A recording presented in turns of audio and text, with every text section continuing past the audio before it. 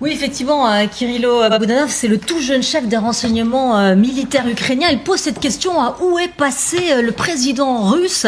Le vrai Poutine existe-t-il toujours, dit-il même. Il n'y répond pas, bien sûr, mais sous-entendu, eh bien, il serait déjà parti. C'est la seule explication, en tout cas, avancée par Kiev face à la gestion désastreuse des opérations militaires russes. Alors, on va regarder 3 photos de Vladimir Poutine à des moments différents, le 9 mai, puis cet été, en Iran, également en octobre récemment. Est-ce que vous trouvez qu'ils sont différents, ces Poutine? Eh bien, selon Boudanov, déjà par le passé, le président Poutine s'est fait remplacer par des sosies lors d'occasions spéciales. Le président utiliserait même 3 sosies différents pour le substituer, des personnes qui auraient eu recours à la chirurgie esthétique, plastique, pour lui ressembler. Désormais, ce serait même une pratique habituelle pour le président Poutine. Le président éviterait de sortir le plus possible pour des raisons de sécurité. Alors, c'est vrai que cela pourrait donc faire sourire si ça ne venait pas de l'ennemi public numéro 1 pour les Russes, Boudanov. C'est lui qui, pour les Russes, est derrière l'explosion du pont de Kerch. Son efficacité, elle est saluée même jusqu'au plus haut sommet du pouvoir. Alors, les sosies de Poutine, c'est vraiment son truc parce que c'est pas la première fois qu'il donne des informations. Oui, effectivement, Boudanov en a déjà parlé pour expliquer les attitudes changeantes du président lors de ses apparitions publiques. Pour lui, par exemple, le déplacement en Iran cet été, alors on va le voir, il arrive en Iran et il sort de son avion. Eh bien, il a bien été effectué par un sosie qui était sur place avec le président Raméen. Le président Poutine serait apparu plus alerte, plus mobile, vous allez le voir, là il sort, très sportif. Est-ce que c'est vraiment lui, lance-t-il à la télévision ukrainienne? S'il nous apparaît différent, en tout cas, c'est parce que les sosies ont des tailles différentes, des démarches différentes, etc. Il prend même en exemple la taille des oreilles. Oui, la taille des oreilles, on a tous une taille unique des oreilles, une forme unique des oreilles. C'est comme 2 empreintes digitales. Et apparemment, on aurait découvert plusieurs oreilles de Poutine différentes, ce qui, vient étayer leur thèse. Certains observateurs ont également des doutes sur la dernière sortie de Poutine. C'était dans un centre d'entraînement, aux côtés de soldats mobilisés. En tout cas, Vladimir Poutine lui-même, il s'était exprimé sur ces rumeurs. C'était à l'agence TASS en février 2020. Il confirme que ça lui a bien été proposé de lui proposer des sosies, mais il déclare avoir toujours refusé d'avoir un double, même lors des moments les plus difficiles dans la lutte contre le terrorisme. C'était au début des années 2000. Merci beaucoup, Sylvie Amicon. Vous venez nous faire de notre journée parce que maintenant, dès qu'on va voir Poutine, est-ce le vrai, est-ce le faux? Faut regarder ses oreilles. Les oreilles. Mais il y a quand même des appareils qui existent pour savoir si c'est le vrai ou si c'est le faux. Enfin... C'est vrai qu'il n'a jamais avancé de preuve, Boudanov, quand il le fait. Moi, je l'ai vu 2 fois. Je l'ai vu dans les congrès arctiques, j'avais parlé.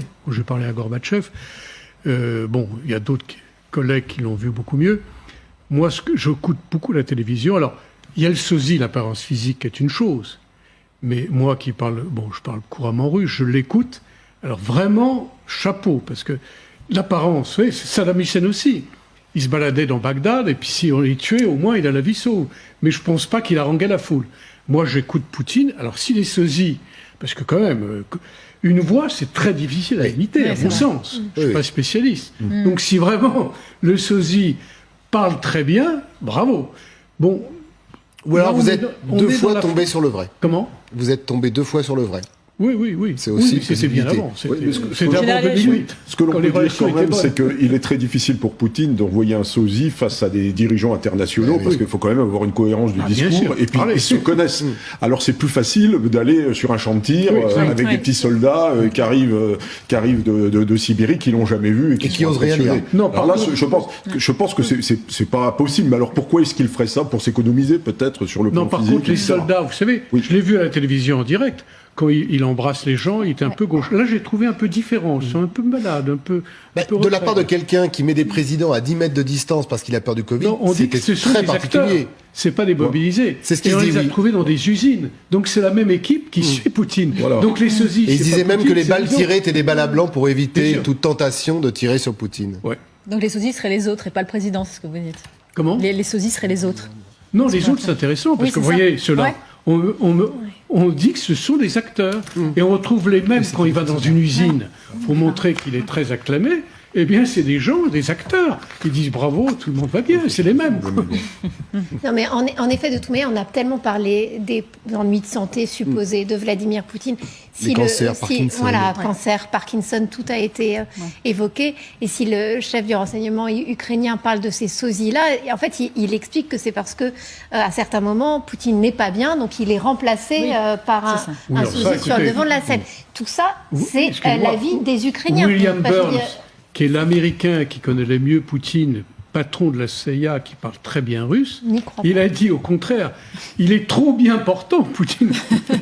C'est vrai que depuis quelque temps, on le trouve assez bien portant quand on le commente ici.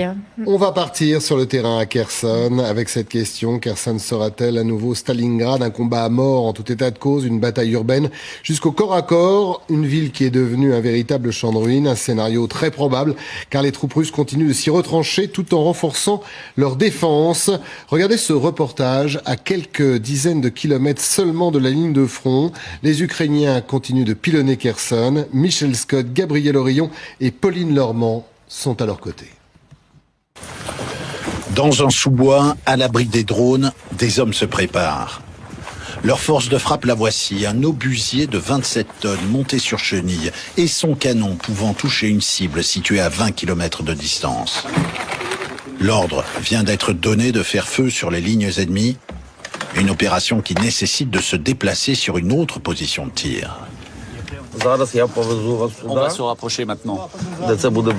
L'artillerie des orques peut nous frapper en retour. Soyez-en conscients, à tout moment. Les orques, c'est le surnom peu flatteur que les Ukrainiens donnent aux soldats russes. Sur ce front de Kherson, ces artilleurs veulent les repousser à coups d'obus de gros calibre. En plein champ, à 9 km de la ligne de contact, le blindé s'installe. Les coordonnées sont calculées à l'ancienne, par triangulation. Sur ce matériel d'époque soviétique, la visée se fait manuellement, mais touche souvent au but.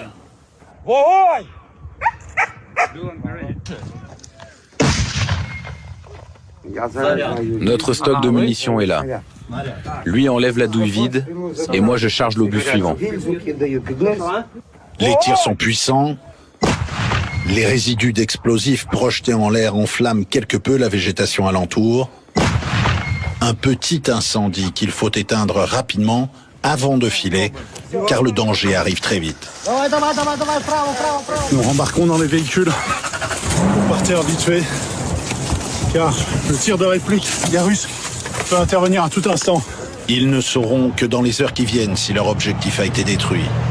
Le sort de la bataille de Kherson sur ce front sud de l'Ukraine se joue en tout cas tous les jours dans ces duels d'artillerie lourde. Eugène Berg, vous regardiez ce reportage, on va repartir à Kherson. Non, mais sur cette réflexion, il parle russe parce qu'effectivement, ce matériel récupéré sur le terrain est un matériel russe. Non. Beaucoup de matériel ukrainien, j'en parle, je suis en train de terminer un gros bouquin sur l'Ukraine de 400 pages qui va paraître un an après, j'essaie de faire le bilan, et j'ai lu pas mal, bien sûr, et beaucoup de matériel date de l'Union soviétique avec des instructions russes. Et donc, ils ont dû traduire en ukrainien par Google, vous vous rendez compte le coût. Et il y a ça qui joue, et le fait que tout le monde, bon, maintenant, je crois que tout le monde est devenu ukrainien, et c'est le but de la guerre. Enfin, c'est vraiment, la nation ukrainienne est morte, elle est née plutôt, l'ancienne est morte et la nouvelle est ressuscitée. Mais manifestement, ils ont encore peut-être du matériel récupéré, c'est à vous de juger, général. Mais effectivement... Ça, c'est un obusier russe. Oui, en tout cas, moi j'ai entendu, et c'est une des premières fois que j'entends, c'était du russe, c'est du beau russe. Même Davai, allez-y les gars, vous voyez, c'est des expressions très populaires. Quoi. Oui, alors là, il n'y a rien vraiment d'étonnant. Ils étaient équipés de matériel russe. C'est la même armée il y a 30 ans. Donc ça, c'est à mon sens, c'est du 2S3, c'est-à-dire du 152 mm. C'est très classique. C'est de l'artillerie qui date des années 60-70. On voyait derrière, ils ont les instruments à l'ancienne. Ils n'ont pas que ça. Hein. On voit bien que le César, ça tire en une minute, c'est coordonnées GPS, ça a une précision... À mon avis, il y a moins de César que ce type de matériel. Oui, ça, à mon avis, ils en ont beaucoup. Ils en ont beaucoup. Et puis, n'oublions pas également que, grosso modo, sur les 7500 blindés et matériels de toutes sortes qui ont été détruits ou récupérés par les Ukrainiens. Un tiers a été capturé et retourné contre l'adversaire. C'est-à-dire que le premier pourvoyeur de blindés, de chars, eh bien, c'est l'armée russe. Donc là, on voit effectivement, je dirais, l'artillerie de grand-papa, qui est un peu l'artillerie à l'ancienne, mais n'oublions pas qu'ils ont de l'artillerie de très haute précision. Les Haubitze allemands, les HIMARS, l'artillerie de grand-papa est efficace aussi. Ah ben c'est efficace aussi. Hein. Alors on va rester à Kherson, on va faire le point sur la situation. C'est vrai que ces derniers jours nous paraissaient flous. Avec vous, Nivine Potros, les forces en présence, racontez-nous, et les positions des deux armées. 3 semaines, la ligne de front, elle est totalement figée. Les deux camps sont toujours autour des mêmes villes. Côté ukrainien, les troupes sont principalement autour de la ville de Doutchany, la ville de Davingibird, et puis à l'ouest, la ville de Poza-Krokrovske. Les Russes, évidemment, sont toujours à Kherson et puis sur l'intégralité de la rive gauche du Dniepr. L'objectif des Russes, il est évident, conserver la ville de Kherson. L'objectif des Ukrainiens, elle est tout autant reprendre cette ville coûte que coûte. Et pour ce faire, eh bien, les Ukrainiens sont vraisemblablement en train de mettre en place une technique qui a fonctionné jusqu'à présent, la technique de l'encerclement par le nord et par l'ouest.